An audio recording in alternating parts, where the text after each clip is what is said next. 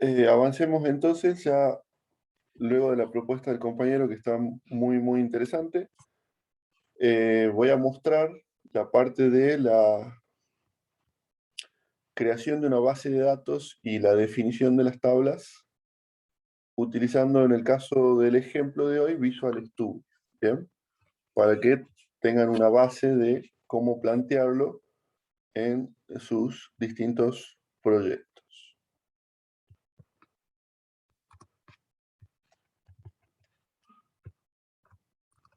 Paso a compartir pantalla.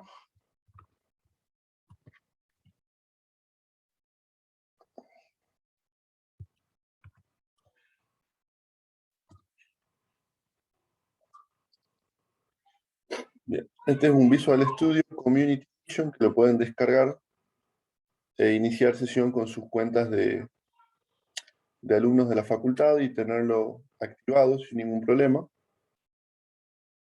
Es gratuito para que lo usen en empresas de tamaño chico a mediano.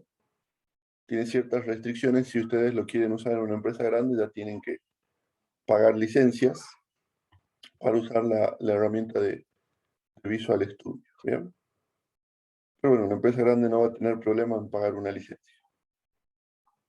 Voy a ir a la opción de crear un proyecto. Visual Studio, la instalación es trivial, o sea, lo descargan, hacen doble clic, lo instalan. En mi instalación, lo único que seleccioné son la creación de aplicaciones de escritorio y la creación de aplicaciones para la web. De acuerdo a la cantidad de opciones que ustedes elijan instalar, esto puede escalar a necesitar 10 GB de espacio en disco rígido, por ejemplo, si hacen clic en la opción para desarrollar para dispositivos móviles, que le baja emuladores, que le baja todo. Bueno, eso engorda bastante la instalación del Visual Studio, pero ya con estas dos opciones le sobra para lo que es el planteo de esta materia. ¿Bien? Bueno, y van a haber otras opciones, por ejemplo, de programar con Python, con Node.js. Cada una de esas opciones agrega peso a la instalación de su Visual Studio. ¿Bien?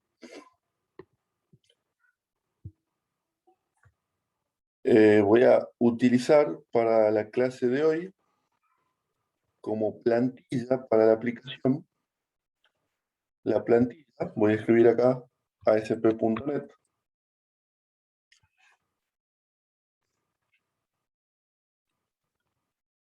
Framework.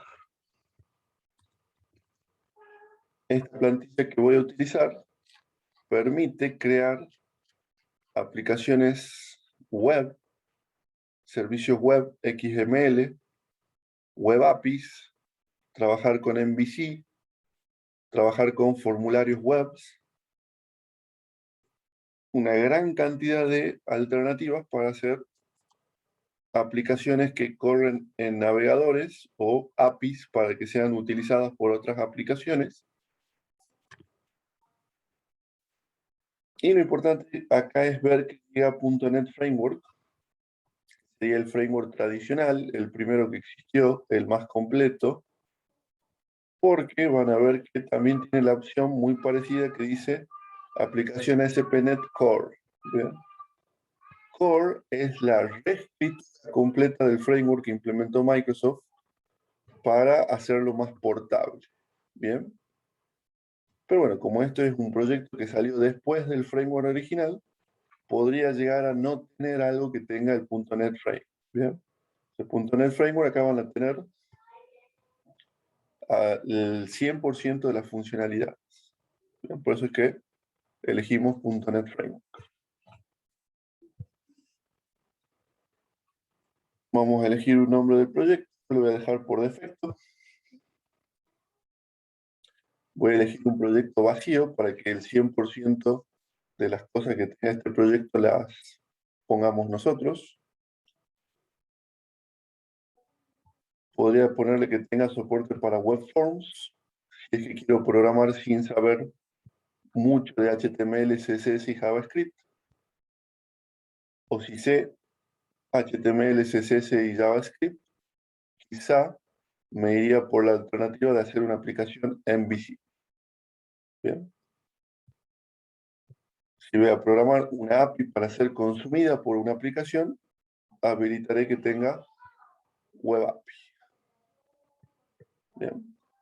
Entonces, para el caso este, vamos a ir por esta opción, formularios Web Form.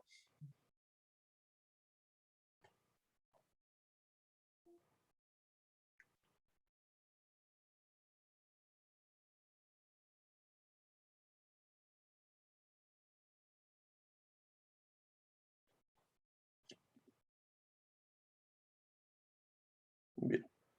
La clase de hoy nos vamos a concentrar únicamente en la capa de base de datos de nuestra aplicación y vamos a dejar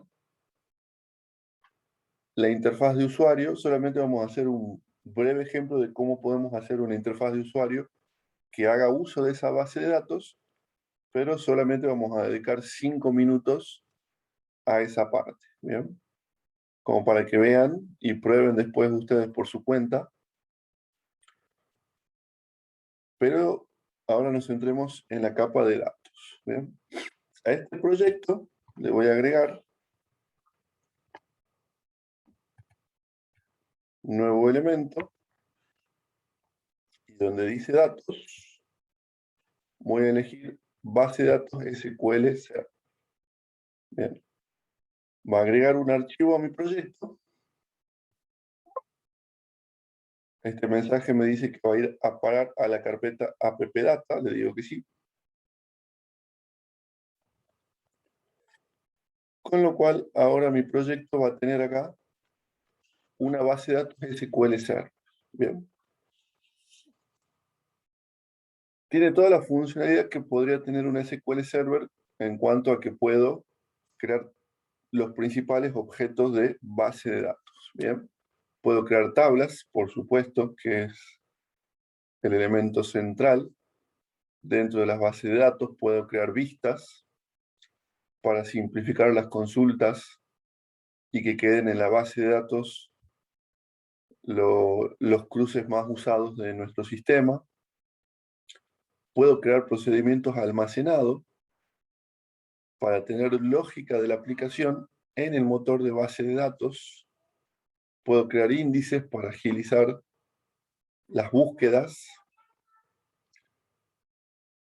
entre otros objetos de base de datos comunes que nosotros normalmente necesitamos crear para nuestros proyectos. ¿Bien?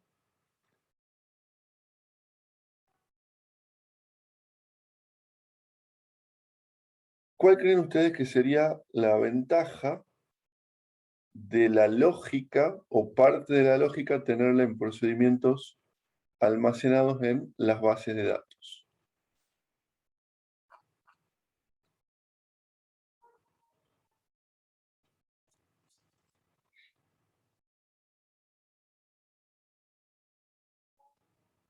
Pregunta para la audiencia.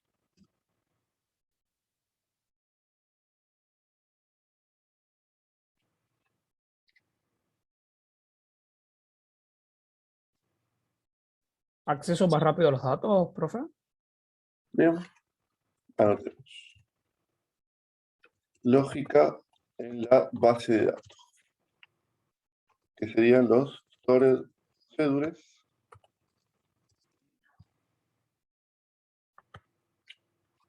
triggers. Un acceso más rápido.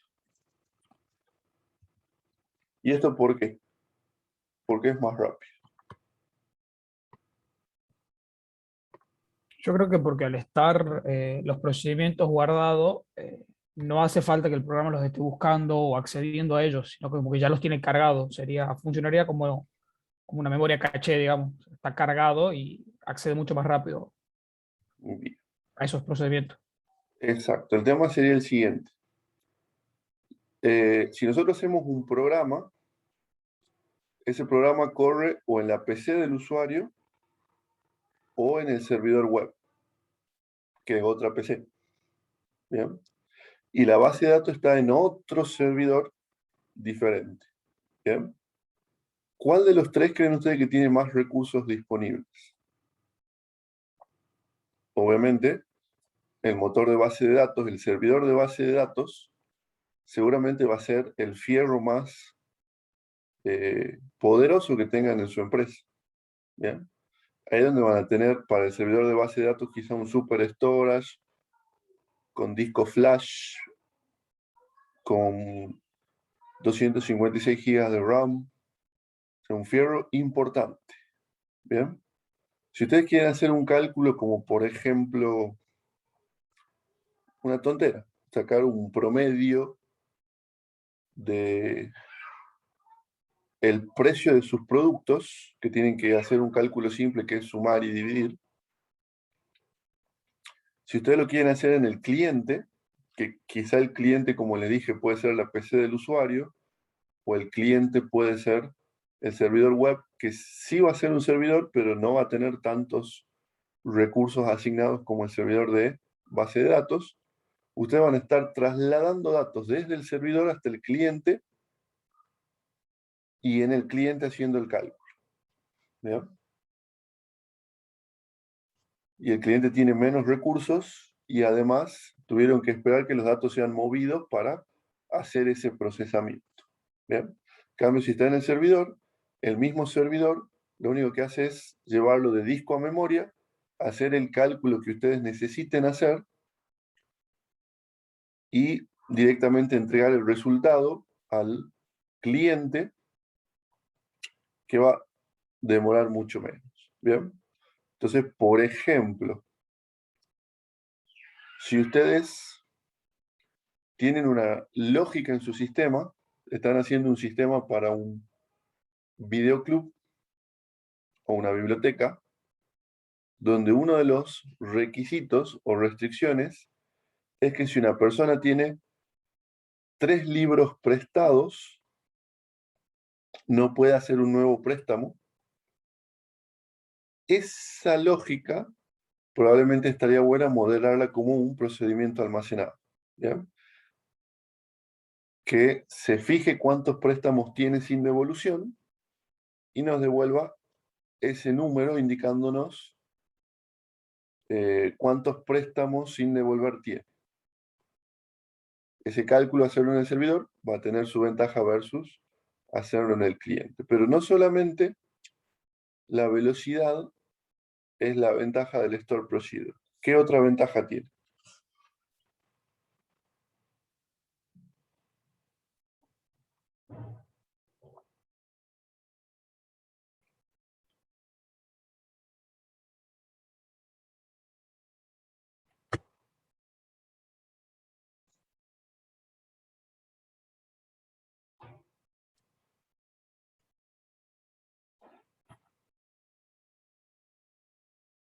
No vale googlear por las dudas.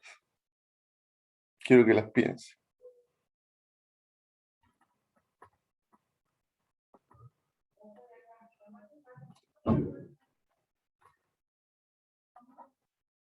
Bien, tenemos dos más, al menos. Bien. Además de la velocidad, tenemos la seguridad. ¿Ya? ¿Por qué la seguridad? Porque si nosotros, por ejemplo, hacemos el insert de la tabla a través de un procedimiento almacenado, ese procedimiento almacenado puede hacer un control antes de hacer ese insert. ¿Bien? Por ejemplo, no permitirnos insertar una persona que tiene un quit inválido. ¿Bien? Yo puedo poner en el procedimiento almacenado de insert un control de que el quit sea válido o cualquier otro tipo de control antes de hacer ese insert. ¿Bien? O sea que básicamente los procedimientos almacenados nos permitirían encapsular las tablas. ¿Bien? Yo podría poner que las tablas no darle permiso de insert a las tablas, que sería el equivalente a que en objetos no permita que se modifique un atributo de un objeto si no es a través de una función. Yo haría lo mismo en una base de datos, no permitir insertar un dato en una tabla directamente, sino solamente a través de la función. Con lo cual me aseguro que ese dato insertado ya cumple ciertos requisitos antes de insertar. Entonces yo puedo darle permiso a los clientes de consulta sobre la tabla quizá,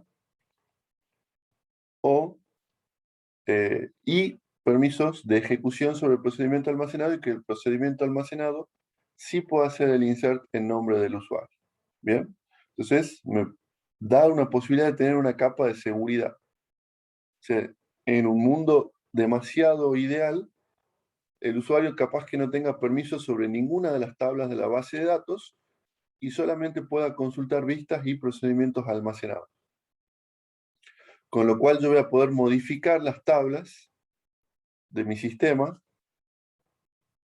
y mientras que las vistas y los procedimientos almacenados tengan las mismas estructuras, los sistemas que las usan no se van a enterar que yo estoy haciendo cambio detrás de eso en mi base de datos. ¿Bien? O sea que me permitirían hacer algo parecido al encapsulamiento con las tablas. ¿Bien? Y la tercera, modularidad y reutilización. ¿Bien? En mi trabajo me pasa que muchas veces cierta lógica está programada en el cliente y otra cierta lógica está programada en el motor. La que está programada en el motor siempre es preferible porque la puedo reutilizar desde cualquier cliente. Bien. Yo tengo una lógica hecha, por darle un ejemplo, en Transact SQL, cualquier programa va a poder usar esa lógica, independiente que el programa esté hecho en PHP, C Sharp, Visual Fox. Cualquier lenguaje de programación cliente va a poder hacer uso de esa lógica. Ahora, si esa lógica la tengo programada en C Sharp y yo tengo ahora un cliente que se va a conectar PHP, y voy a tener que reprogramar esta lógica en PHP para poder usarla. ¿Bien? Entonces, toda la lógica que está en el motor automáticamente está disponible para todos los clientes de todos los lenguajes de programación. Mientras que si tengo una lógica en C Sharp y no la voy a poder utilizar fuera del mundo de C Sharp, o al menos no de manera directa, siempre voy a tener que hacer algo especial para reutilizar. ¿Bien? ¿Y por qué les cuento todo esto? Porque a mí me encantaría que aquellos que en la tecnología que eligieron tengan una base de datos que soporte procedimientos almacenados, que soporte vistas, que soporte, bueno, vistas soportan todos, digamos. Procedimiento almacenado quizá no. Que soporte triggers, que soporte, eh, que hagan uso de eso. ¿Bien? Cuando ustedes me presenten el proyecto de ustedes y nos enfoquemos en la parte de la base de datos, recuerden que cuál es el nombre de esta materia. Desarrollo ágil centrado en datos. ¿Bien? Entonces la parte de ágil nos la da la herramienta que nos permita llegar en 2 semanas a nuestra solución parcial. Y la parte de centrada en datos, el segundo foco que voy a poner yo es en la base de datos que ustedes propongan. ¿Bien? Eso es lo más importante. Esa base de datos que ustedes propongan. Quizá ustedes me propongan 9 tablas en su base de datos.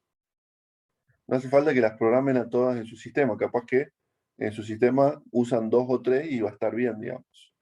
Pero en la base de datos me gustaría ver las 8 o 9 tablas o 7 que ustedes propongan, o 6, las que sean, para ver cómo ustedes plantearon los datos, las relaciones entre los datos y los objetos de base de datos que vayan a utilizar. ¿Bien? Si dentro de eso ustedes pusieron un procedimiento almacenado, si dentro de eso pusieron una vista, suma. ¿Bien? Que pasa muchas veces que traen una base de datos solo con tablas peladas y nada más. Y no hacen uso de ninguno de todos estos recursos que les da el motor a ustedes para que lo utilicen. Bien, así que, en lo posible, traten de utilizar algo más que solo tablas,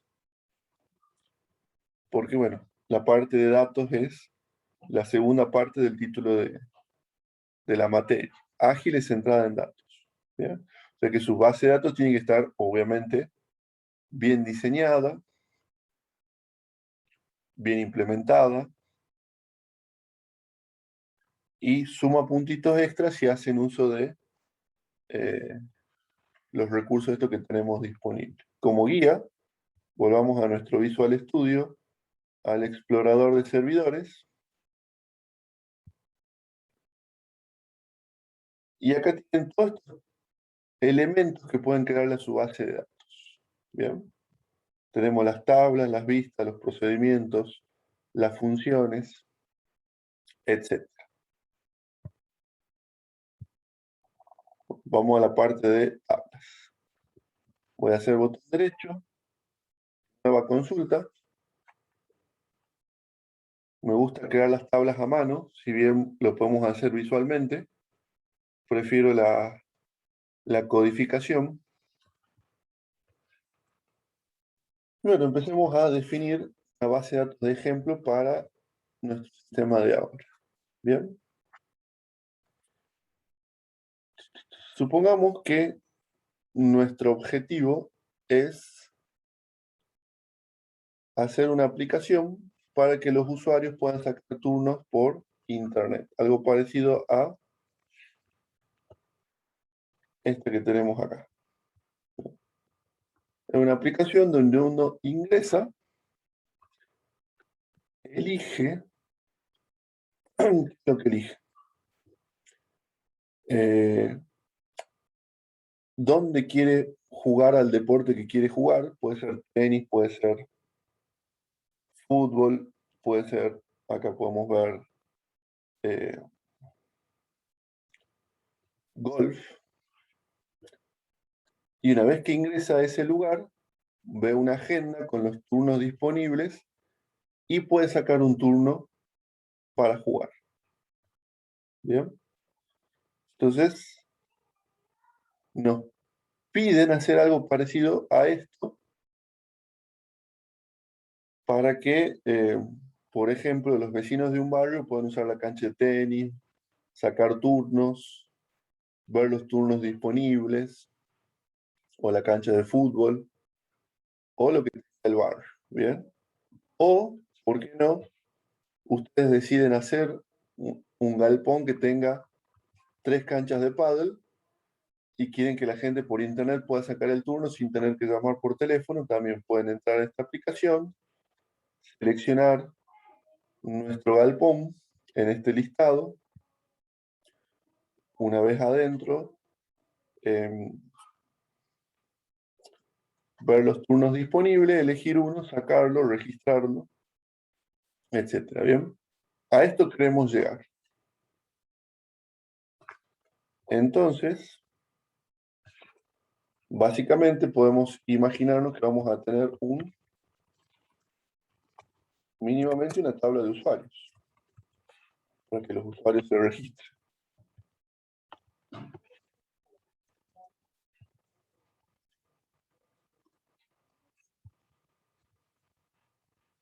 Y ahora, esta es una parte del desarrollo ágil. Lo que yo le expliqué verbalmente, si se los quisiera haber explicado escrito, probablemente tendría que haber redactado 2 o 3 páginas, ustedes leído, y al tener páginas y no a mí para contarles, no tendrían la posibilidad de hacer preguntas. Si hubiera algo mal redactado, mal transcripto, que ustedes no entiendan, no podrían repreguntar, tendrían que imaginarse o suponer qué es lo que el usuario quería decir, ¿bien? Pero al tenerme a mí, que soy el cliente, frente a ustedes diciéndole, quiero algo como esto, ya cambia la cosa porque ustedes están al lado mío, lo pueden ver, pueden preguntar, hacer preguntas del tipo, ¿y qué vos, el usuario, querés que pueda reservar más de un turno, solamente un turno por vez? Cosas que ustedes ya les vaya permitiendo ir imaginándose su aplicación, del tipo, ¿cómo te imaginas la interfaz? Que el usuario entre y vea qué cosa la agenda. Entonces, esa es una de las cosas que priorizamos, recordemos. Personas sobre documentación, o sea, contacto humano. Recuerden que eso es lo que el manifiesto ágil destaca en los valores y en los principios de ese manifiesto, independiente de la metodología que utilicemos. ¿Bien? Entonces, típicamente cada tabla va a tener una clave primaria y acá viene una pequeña discusión.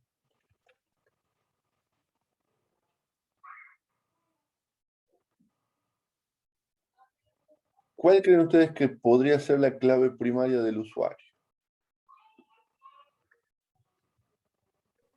Su DNI. Bien. DNI pongamos. Int, not null, primary key. Bien. Vamos con... no vamos a usar nombre de usuario, vamos a usar un email como nombre de usuario.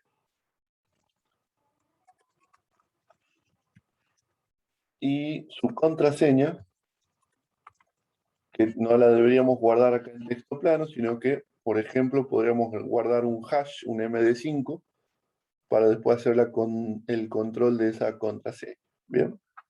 Bueno, acá hay algo sobre lo cual deberíamos discutir. ¿Alguno está en contra de que el DNI sea la clave primaria de esta tabla?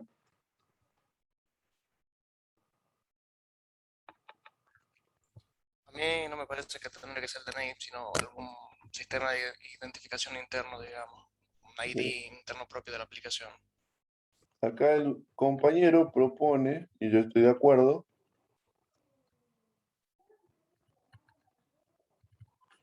propone esto. Estoy de acuerdo.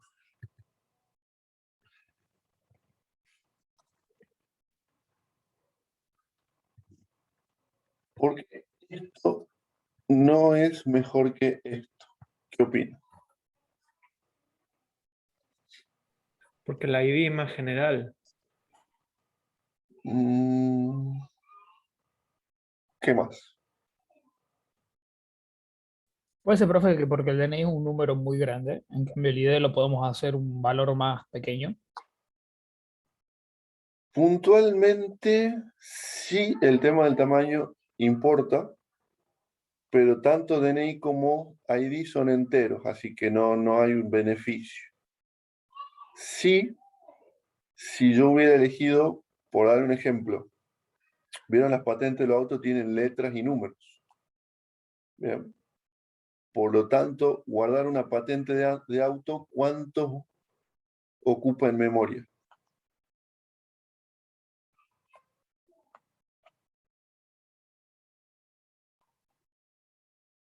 ¿Cuánto ocupa un carácter en la memoria?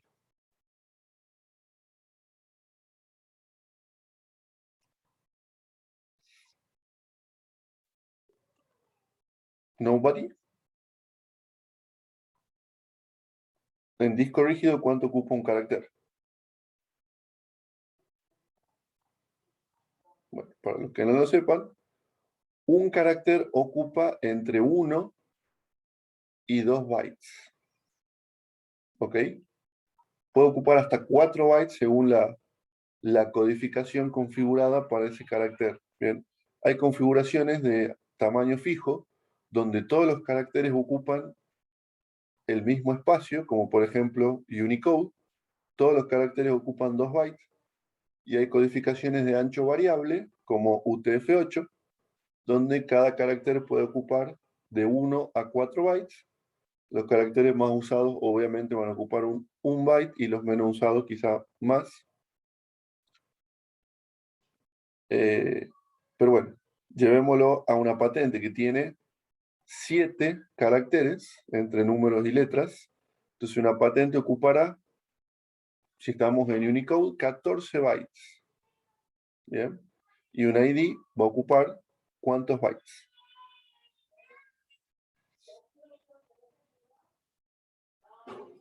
¿Cuánto ocupa un entero en la memoria?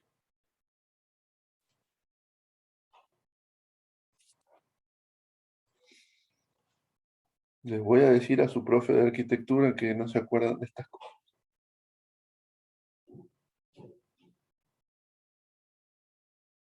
Bueno, un byte en la memoria ocupa, un int en la memoria ocupa 4 bytes. 4 contra 14. ¿Qué opinan? Cuando nosotros accedemos y buscamos por la clave primaria, en una tabla que tiene millones de filas, ¿cómo la encontramos? Utilizando un objeto llamado índice. Creamos índices por esa columna. ¿Bien? Un índice por ID va a ocupar en memoria 4 veces menos que un índice por patente. ¿Bien? Entonces va a ser mucho más rápido encontrar el auto utilizando un ID que encontrarlo utilizando la patente, por más de que las dos columnas estuvieran indexadas. ¿Bien? Y buscar por clave primaria es muy común porque lo usamos para búsqueda individuales, para joins o para cualquier otra operación de base de datos que necesitemos cruzar datos. Se va a estar utilizando un índice implícitamente en la mayoría de los casos. ¿Bien? Así que sí, el tamaño importa, pero para este ejemplo no importa.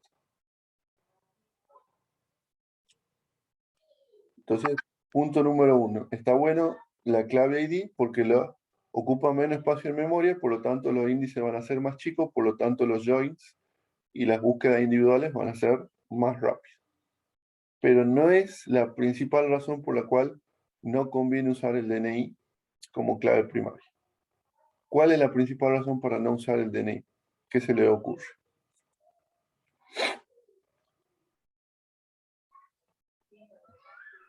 Profe, la reutilización del código.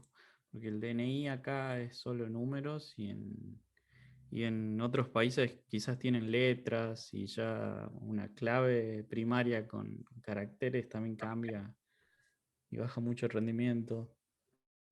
Y la misma tabla, o sea, así como está declarada acá como entero DNI, no nos va a servir para otro proyecto, para otro país, por ejemplo. Bien. Punto para que el DNI no sea la clave primaria. Bueno, yo le voy a dar una tercera razón que también es muy poderosa. ¿Bien? ¿Protección de datos? ¿Perdón? ¿Protección de datos? No, no protección. No, no, no desde el punto de vista de la seguridad informática. Ok. Sí, desde el punto de vista de la practicidad.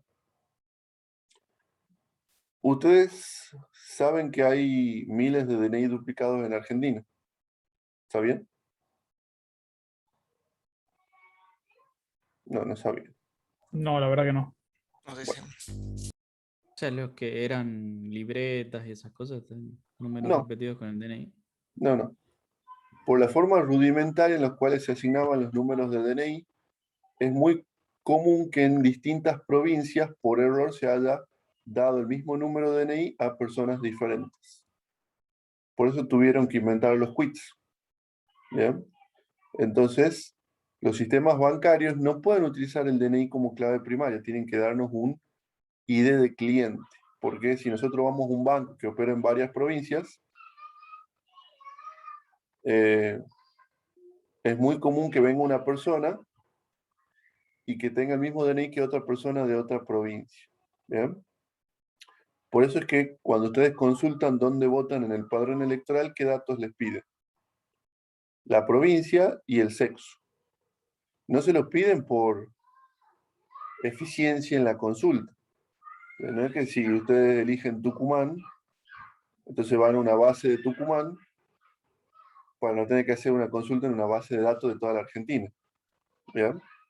Le piden para que justamente el sistema le traiga los datos de ustedes y no de otra persona que tenga su mismo DNI en otra provincia.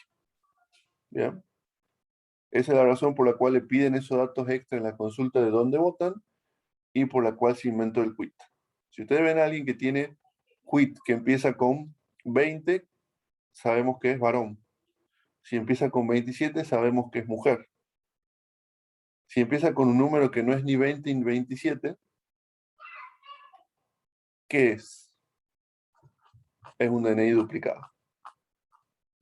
¿Bien? Probablemente a ustedes no le pasen porque son muy jóvenes, pero hay mucha gente de 40 años que tiene quits con números que no son 20 y 27 de prefijo, que bueno, viene por esa razón. Entonces, elegir el DNI como el DNI de un dato real, podemos tener este tipo de problemas sin habernos dado cuenta. Y lo más importante, ¿qué pasa con la clave primaria? La tenemos que repetir en todas las tablas relacionadas con la tabla que tiene la clave primaria, ¿verdad? Sabemos que usar una clave primaria, supongo que lo queremos hacer genérico para cualquier país. Pongámosle documento y acá varchar, para que sea genérico.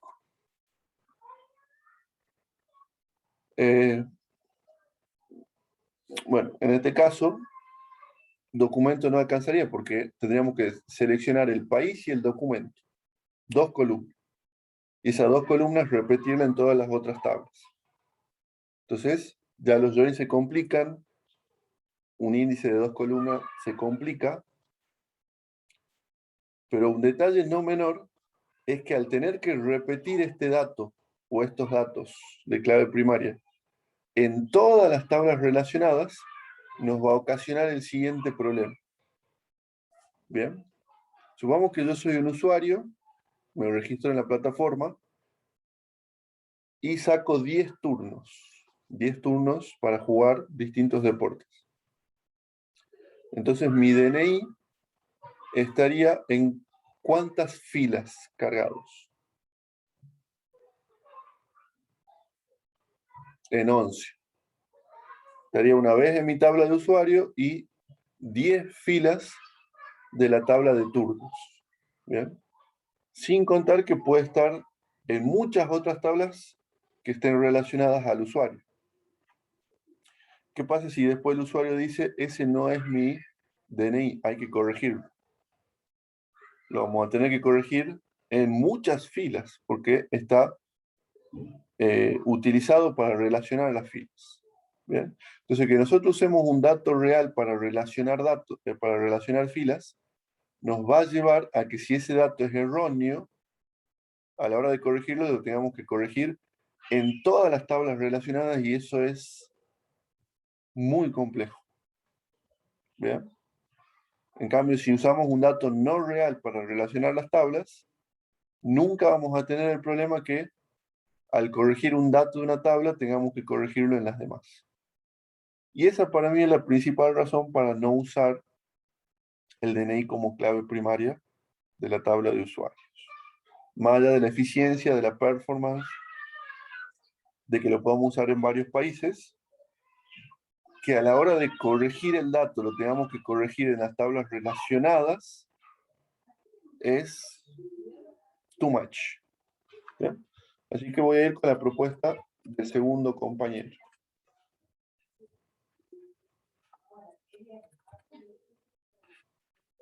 Y bueno, esta va a ser mi tabla de usuarios. ¿Qué opinan? Obviamente ustedes pueden empezar a plantear más columnas de acuerdo a la charla que tengan con el usuario final. Entonces, acá tendríamos una posible tabla de usuarios. ¿Bien? Entonces, ¿qué otros datos tenemos acá en la aplicación? Los lugares en los cuales puedo sacar turnos, que pueden ser complejos deportivos, clubes deportivos, barrios privados que tengan canchas de tenis o canchas de fútbol. Entonces, todos esos pueden ser los lugares donde puedo sacar turnos. ¿Bien? Entonces, podría tener un la tabla de lugares.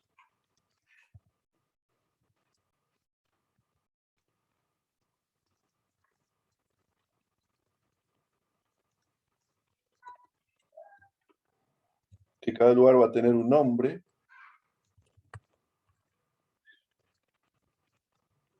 Va a tener un domicilio.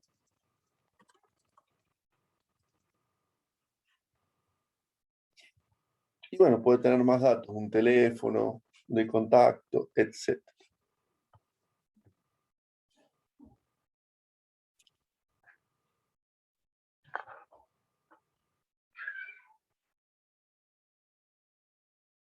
Ok. Continuando con el desarrollo de nuestra aplicación, estos usuarios podrían ser de dos tipos. Pueden ser usuarios que buscan sacar turnos en estos lugares, o pueden ser usuarios que sean los propietarios de esos lugares. O en otras palabras, los administradores, que van a poder, por ejemplo, cancelar turnos de cualquier persona, porque por ejemplo está lloviendo y las canchas de tenis se mojan, no se pueden usar, tengo que cancelar los turnos porque no se pueden usar las canchas.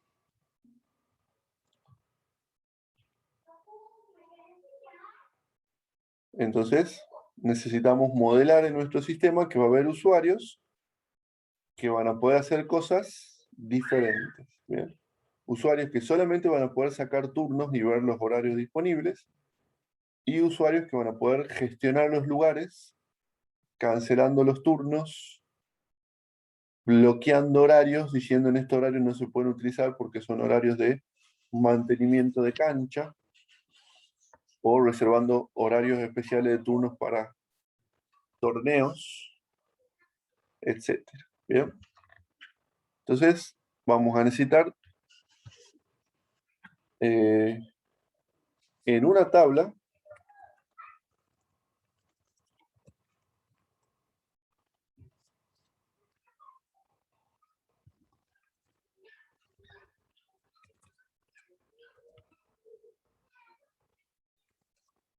que voy a llamar administración, indicar qué usuario puede gestionar qué lugares. ¿No? Voy a poner acá un ID propio de esta tabla. Y a esta altura se habrán dado cuenta de que como patrón siempre pongo una columna ID, Primary Key Identity, de acuerdo a las recomendaciones que veníamos hablando, y recién empiezo a definir los datos propios de esta tabla. Entonces, esta relación, que en un diagrama entidad-relación sería un rombito que a la izquierda tendría la tabla de usuarios y a la derecha tendría la tabla de lugares, o la entidad usuario, la entidad lugares. Este rombito, que se llama administrar o administración, relaciona la tabla de usuarios con la de lugares. O sea que acá tendríamos un ID usuario,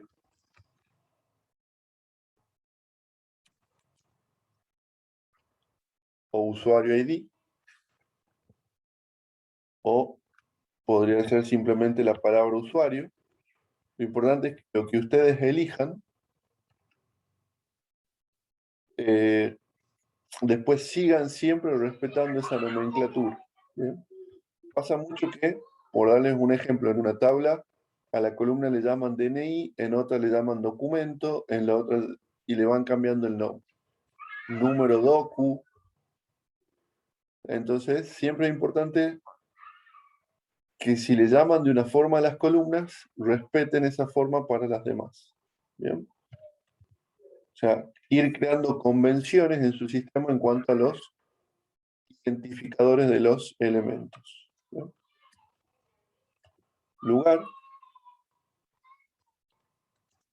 int.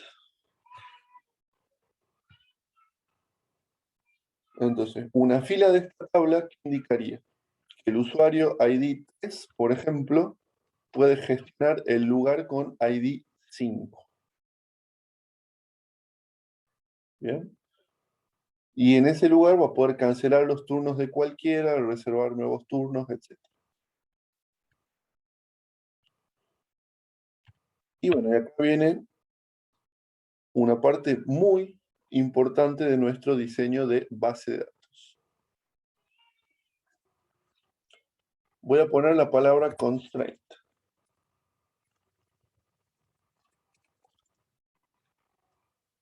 FK, usuario, foreign key,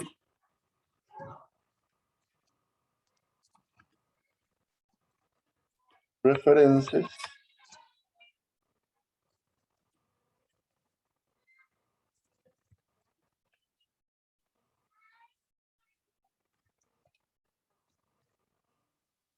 ¿bien? Esta sintaxis que elegí para definir la clave foránea no es casual, digamos. O sea, hay varias formas de definir claves foráneas en los distintos motores de base de datos.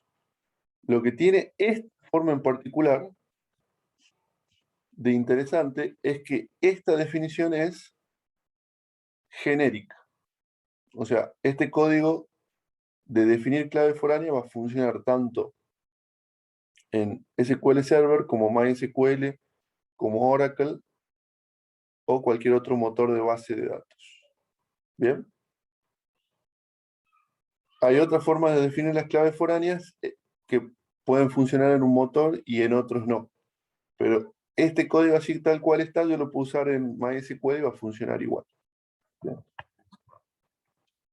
Eso está bueno porque muchas veces cuando nosotros hacemos un sistema que lo van a usar diferentes empresas, puede ser que cada empresa lo use con un motor de base de datos diferente. Así que está bueno que planteemos el código lo más estándar posible para que pueda funcionar en cualquier motor sin necesidad de adaptaciones. Y vamos a poner otro constraint, foreign key, lugar, una restricción de tipo foreign key para que la columna lugar referencie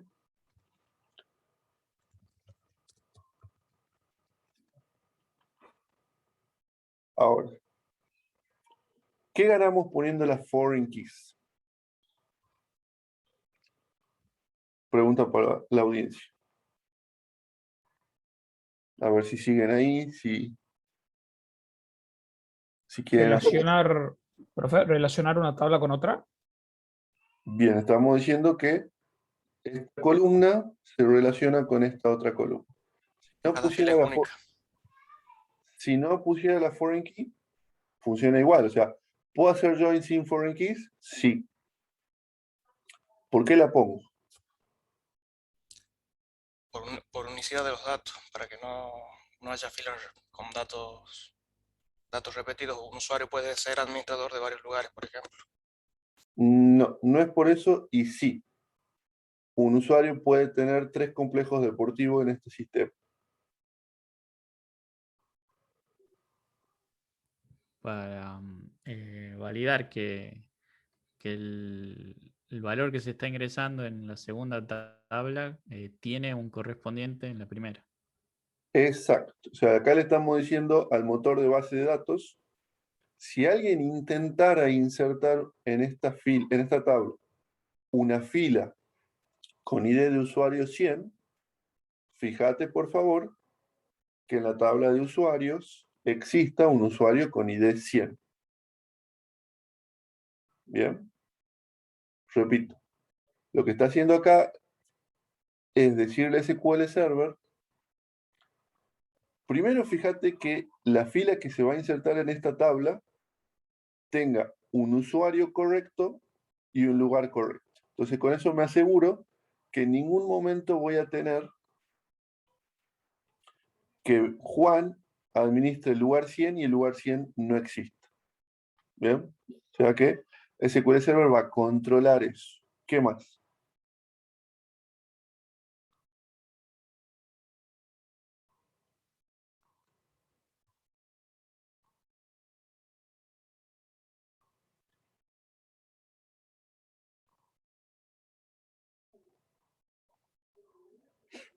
también va a controlar que en un futuro, si yo quiero eliminar un usuario, existan en esta tabla filas que digan que el usuario que acabo de eliminar administra un lugar. ¿Bien? O sea, si yo elimino un usuario, ¿tiene sentido mantener las tablas, las filas de esta tabla de ese usuario en particular? No. ¿Bien? Entonces, SQL Server no me va a dejar eliminar ni usuarios ni lugares, sino elimino al mismo tiempo las filas de esta tabla. Lo mismo ocurriría con los turnos. Si yo tengo un turno que dice que lo sacó el usuario 100, ¿qué pasaría si elimino el usuario 100? ¿Qué pasaría con ese turno? Quedaría descolgado porque el usuario al cual referencia ya no existe. Bien. Entonces, SQL Server se va a asegurar de que los datos sean íntegros y que no pueda de ninguna manera eliminar un usuario y quedarme con turnos de ese usuario descolgados. ¿Bien? Pero existe una razón adicional por la cual está bueno poner los foreign keys. Porque todos los wizards van a poder saber cómo se relacionan las tablas. ¿Bien? Cuando yo ponga un asistente de Entity Framework y tire estas tres tablas, automáticamente el asistente me va a mostrar las relaciones entre las tablas. ¿Bien? Probemos. Voy a ejecutar este código.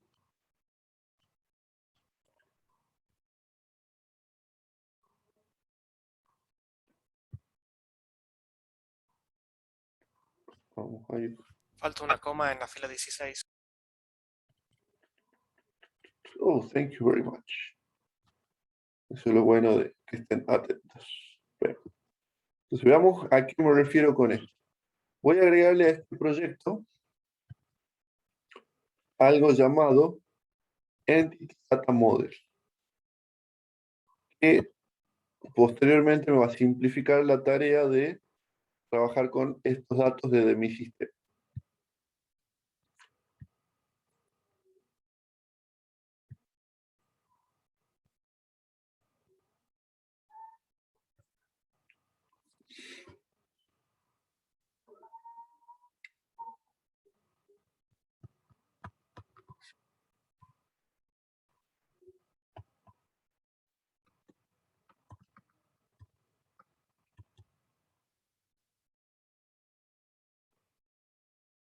Entonces, observen qué belleza.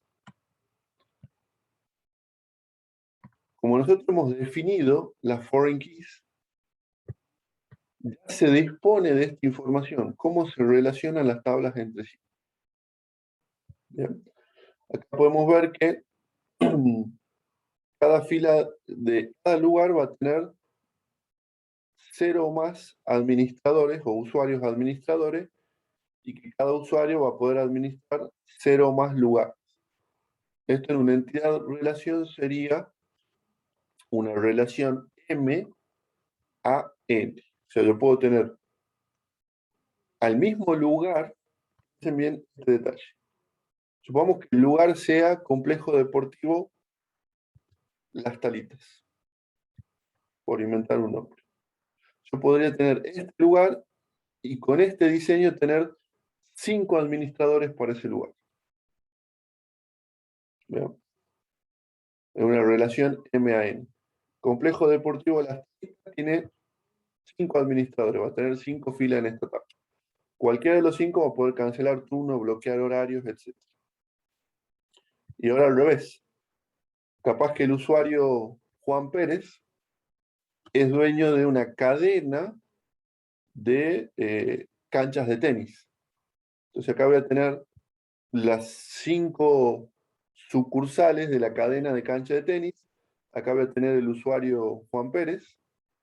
Y acá voy a tener 5 filas que indican que el usuario Juan Pérez puede administrar esos 5 lugares de cancha de tenis. ¿Bien? Entonces está claro el beneficio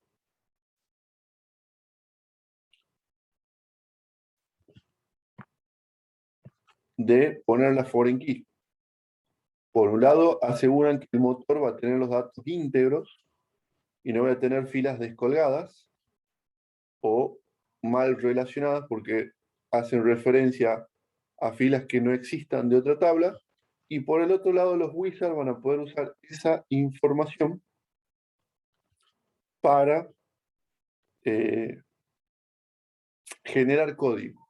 Y cuando digo generar código, no solo me limito al Entity Data Model, sino que va a poder generar código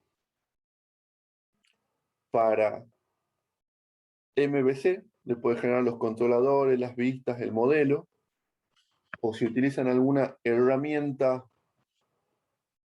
de generación de código automático, va a poder generarle todas las ventanas y relacionar los elementos sabiendo cómo se relacionan sus tablas entre sí. ¿Bien? Ok. Planteo. ¿Qué estaría faltando a este proyecto de acá? Todavía falta saber cada lugar que tiene disponible para reservar. Bien. Si un lugar es un complejo deportivo, por ejemplo,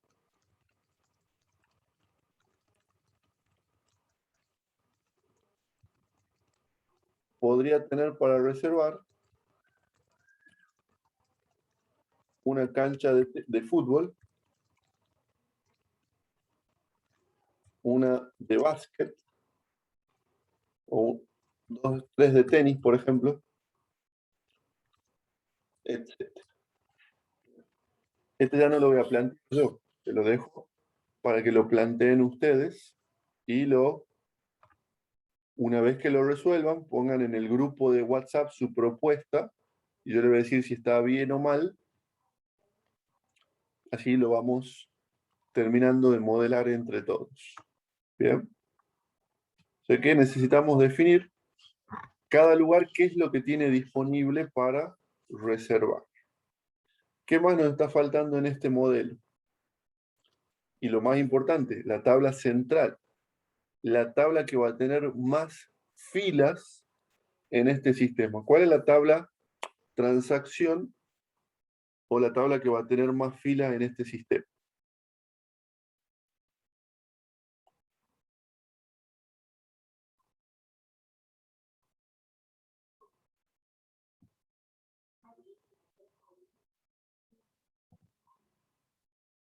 ¿Qué creen ustedes? ¿Cuál es el caso de uso principal de este sistema?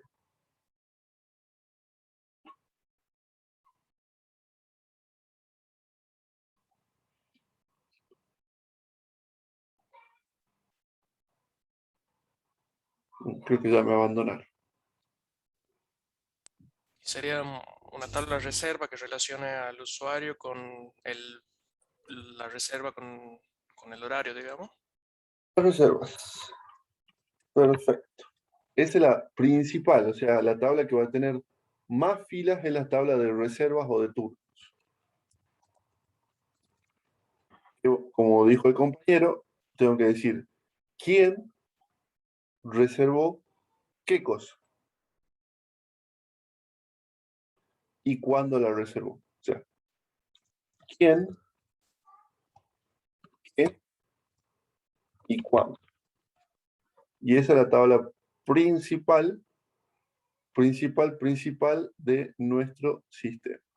Esa es la tabla que vamos a usar para hacer los reportes, porque el usuario, ¿qué es lo que quiere saber el dueño del lugar?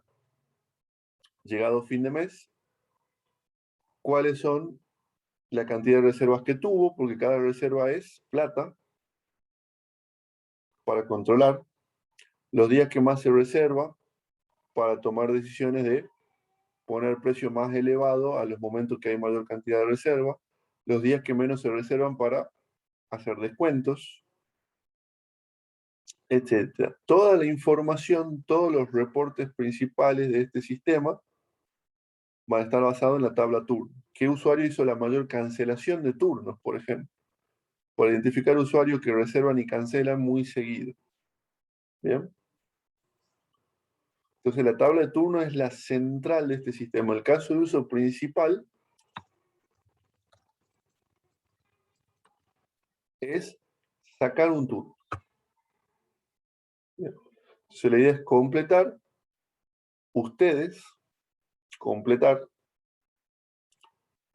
esta base de datos pensando en el objetivo y tomando como modelo esta aplicación. ¿Bien? Pruébela, descárguenla, instálenla, vean cómo se usa. La idea es hacer algo similar a esto, o no, o pensar ustedes, ¿cómo harían ustedes una aplicación que le quieran vender ustedes a los clubes para que los usuarios de esos clubes puedan reservar los turnos sin tener que llamar por teléfono? Están en una reunión de amigos a las 3 de la mañana y dicen, ¿quieren que hagamos un fútbol mañana? A las 3 de la mañana no va a haber nadie en el teléfono para que hagan la reserva. Sacan el teléfono, ven que está disponible, reservan todo online. Bien. Piensen ustedes, ¿cuánto sale un empleado que se dedique solamente a la reserva? Y bueno, mínimo 40.000 mensuales. Hacer esta aplicación la harían una vez, la pagarían una vez y se ahorran un empleado. Bien. Ahí es donde entramos nosotros como proveedores de la solución. Con esta aplicación vos te ahorras un empleado. ¿Te la vendo o te la alquilo? Porque esta se alquila. Te la alquilo por 4.000 pesos mensuales y vos te ahorras un empleado de 40.000 pesos y das un mejor servicio a tus usuarios porque pueden gestionar sus turnos. Bien. Ok, para terminar la clase de hoy, les prometí 5 minutitos de interfaz de usuario.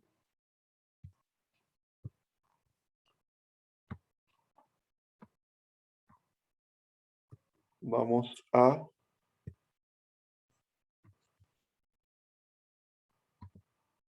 agregar este proyecto, un nuevo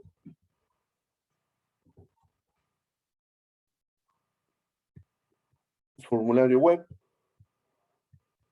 que le vamos a llamar alta de usuario,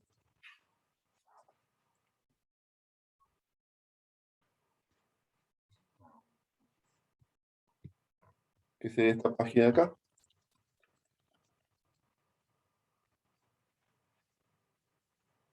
Y voy a agregar otro formulario web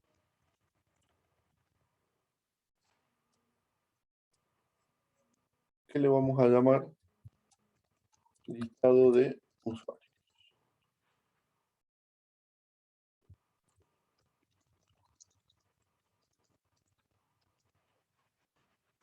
Entonces, acá en listado de usuarios vamos a poner un hipervínculo para llegar al alta. Perdón, desde el alta de usuario vamos a poner un hipervínculo para llegar al listado. Y en listado de usuarios vamos a poner un hipervínculo para ir al alta de usuario. En listado de usuario voy a poner un grid view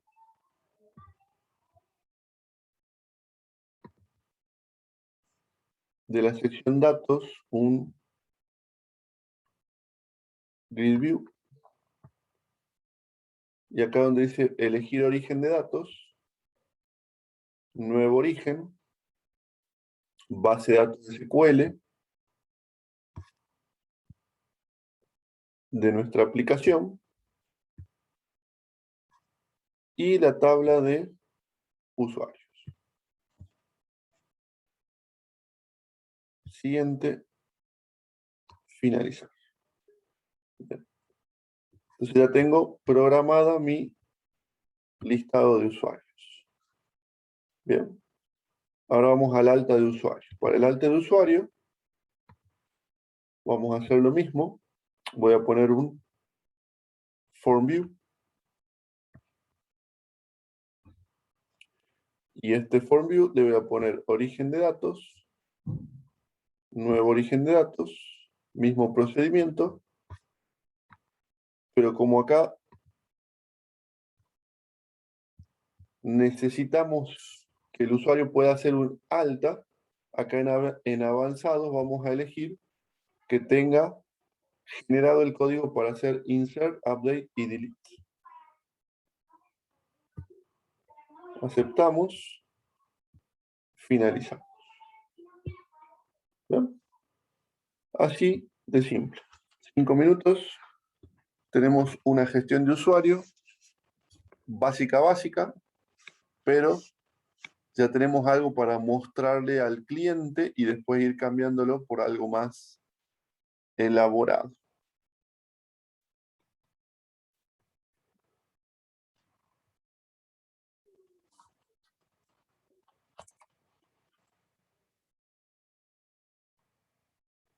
Entonces,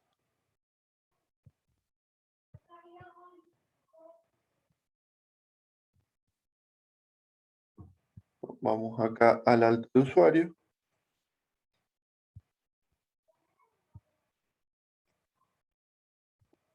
Vamos a editar esta plantilla. Este botón que dice nuevo, lo voy a copiar.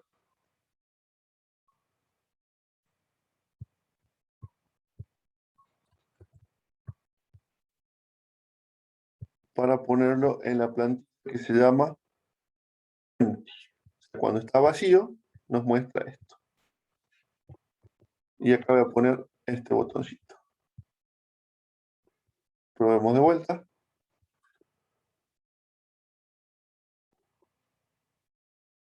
Entonces ahora nos está mostrando la plantilla empty que tiene el botón de nuevo. Usuario José. Pero se ve que acá hemos elegido otra tabla, no la que queríamos.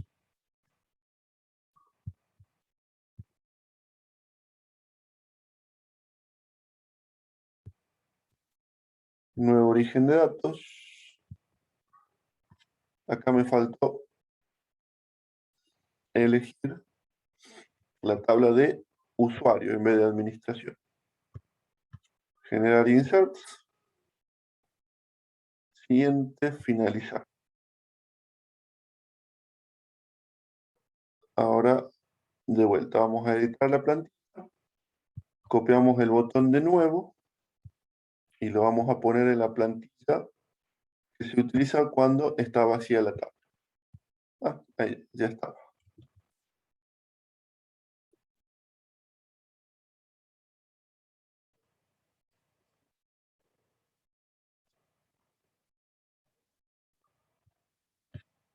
Nuevo.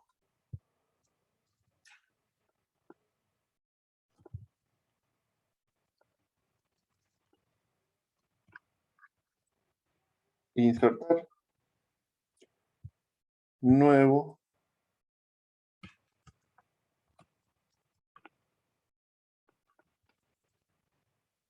Insertar. Nuevo.